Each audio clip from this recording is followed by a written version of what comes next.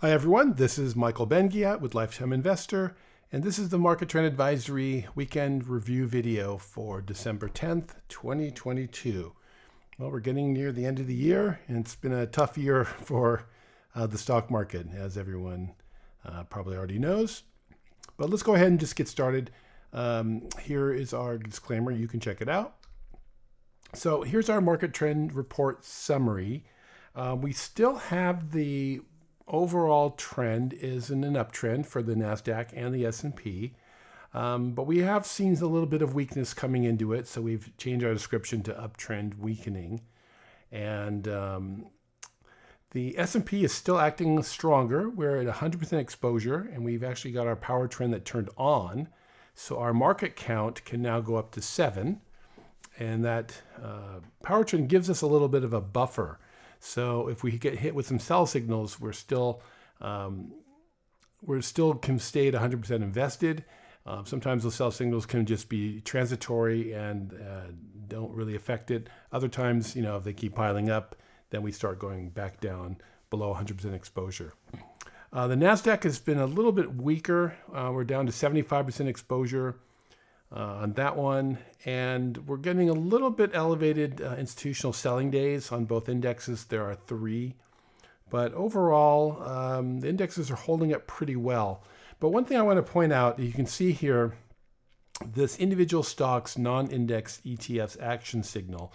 It's been basically red this whole year, with just a few spots here and there where it's maybe turned to yellow. And I don't think it's actually been green this whole year. And this is almost like the canary in the coal mine. It's just showing us that despite what the indexes are doing, under the surface, most of the individual stocks are just not acting very well. And that's kind of just telling us that under the surface, the market is not as healthy as it looks. Now, we've seen that with the Dow, which has been outperforming. And the Dow is only 30 stocks, so it looks like, oh, well, the market, look, it's really strong. It's broken above the 200. It's above all the major moving averages. But really, that's only 30 stocks. So this has been, until this improves, I don't think we're going to see the end of this bear market. Let's go and move on to the investing strategies. Sorry, I get rid of these little things will pop up on my screen. Sorry about that. There's another one. Get rid of it. So investing strategies, we're still using our market count 1x for both the QQQ and the SPY. And that's because we are we're underwater for the year. For the indexes, we're using the no leverage, just straight QQQ and SPY versus the leverage products. We're still outperforming both the buy and holds for both of these.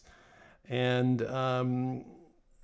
it's doing its job. I mean, it's not a strong environment, of course, but we are still beating the markets buy and hold. And also it's enabled us to, for a lot of the times when it's gotten volatile, to be out of the market. But we are currently back in. Let's take a look at the indexes. So you can hear we were talking about the Dow. Now this is acting pretty well. We're really not that far off of all-time highs. I think at one point over here we sort of entered a new bull market, which didn't last. So I think we are just about 20% up from the bottom. Of course, we've come back down, and now we're broke below this 21-day moving average, which is the green line. The black is the 200, and the 50-day is the red, which is now starting to curve up. So the Dow is actually looking good, but as mentioned already a few times, it's only 30 stocks, so it's really not representative of much.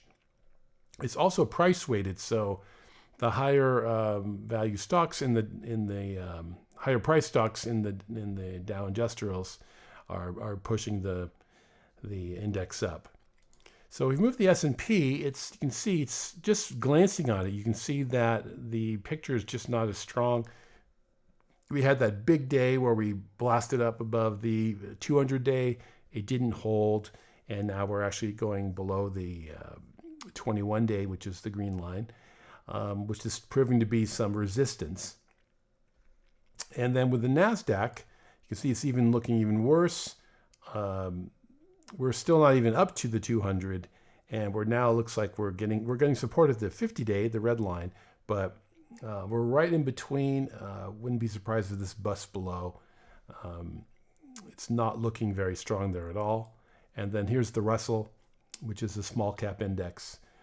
Sort of in between the two. We got above the 200, but we're still in a sharp downtrend. Now, just looking at the 200, this in the Dow, the only one that's starting to flatten out, but the rest of them, we're still in downtrends of the 200-day moving average.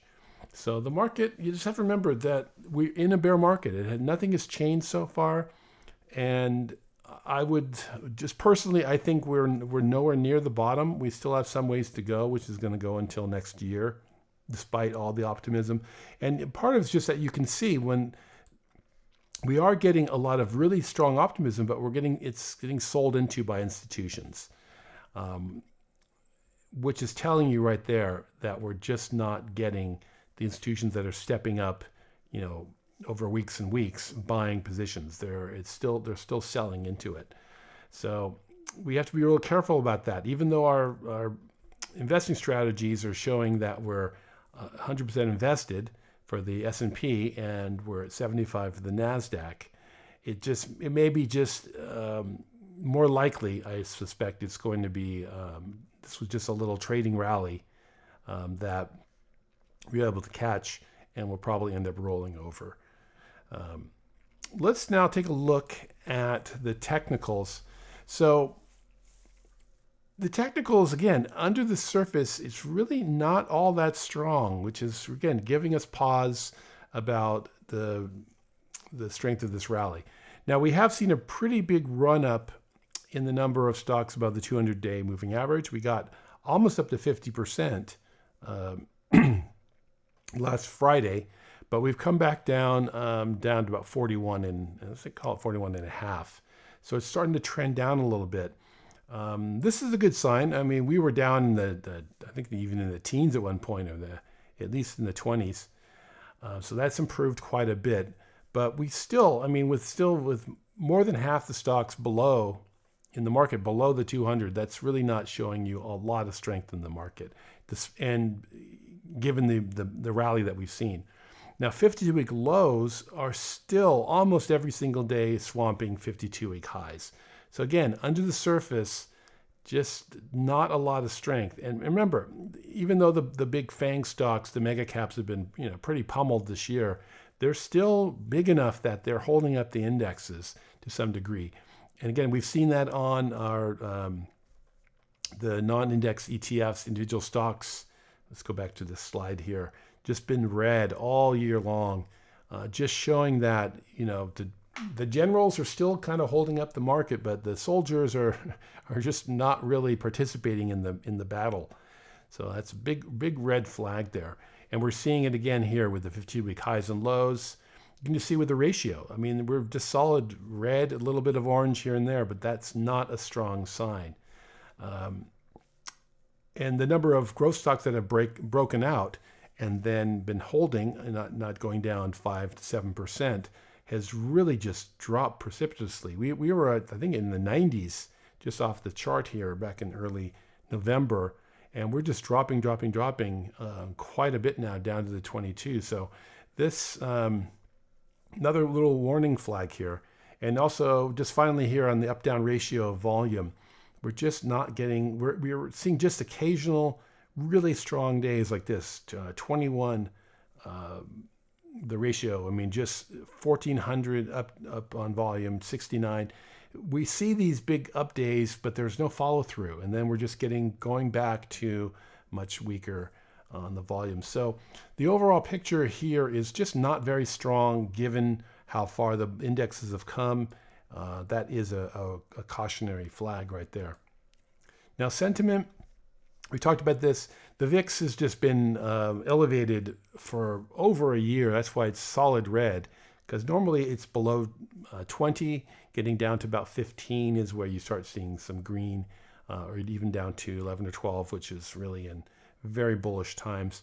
But this is just telling you right here also that we're just in a period of elevated elevation, a lot of uncertainty. On the CNN fear greed, we've actually we got up to greed levels again, pretty much solidly. It's starting to come back here on Friday.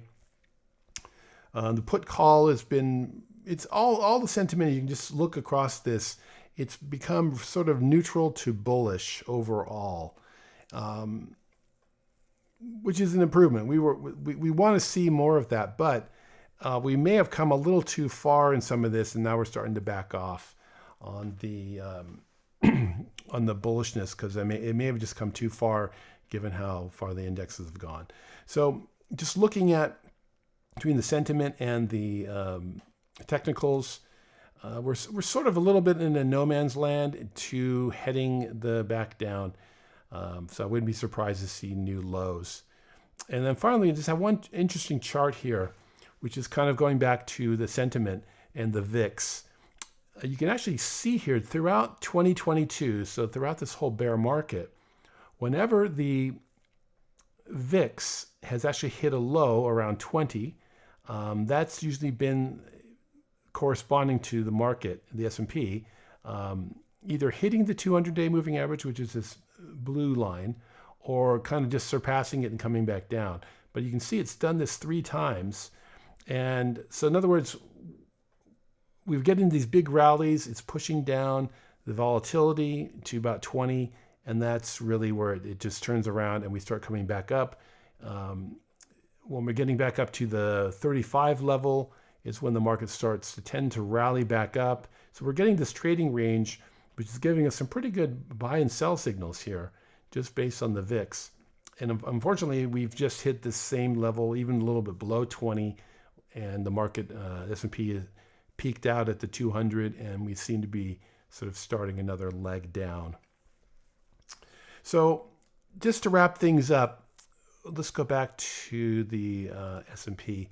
So we've seen just a lot of bullishness come out of the market. The market's trying to discount what the Fed's doing, and what the Fed's going to be doing in the future in terms of interest rates. The market was basically betting that the worst of inflation is over, and it's been very headline driven. Any headline to do with economic reports, the CPI, the PPI, the jobs, the market's just been really just trading off these headlines. And what I think what's happening now, even though Powell's been coming out and saying, well, look, we're not going to be deviating until we see a lot more signs that inflation is really heading down, and we're not really getting that yet. And in fact, some of the most recent reports this week were the opposite. So I think that's kind of, the market got ahead of itself, and we're not getting really a lot of signs that the inflation is the worst of it's over, and the sort of the good times are back. So I think, and we have a couple of big reports coming up next week, and of course the Fed meeting is going to be one of those. The Fed's not the market's friend at this point, and I think that they're probably going to be disappointed again. He doesn't seem like he's going to cave like he has in other times. One of the ones in 2018, we had basically there was a concerted decline. The Fed was raising interest rates right back then, but they ended up kind of caving and just backing off when everything, I think the S&P went down, I think 16 or 17, 18, 19% in a short amount of time, scared everyone to the point where they backed off. He doesn't seem to be backing off on this, because I think he knows that the worst outcomes will come by letting inflation keep rip higher and not taking care of it now. Kind of like what Volcker did back in the 70s, is just to take the hard medicine now, which will be tough, but we'll be better off than extending this for years and years and years, as what we saw in the 70s. So that's about it for this week. We will be back next week. Okay, thanks a lot.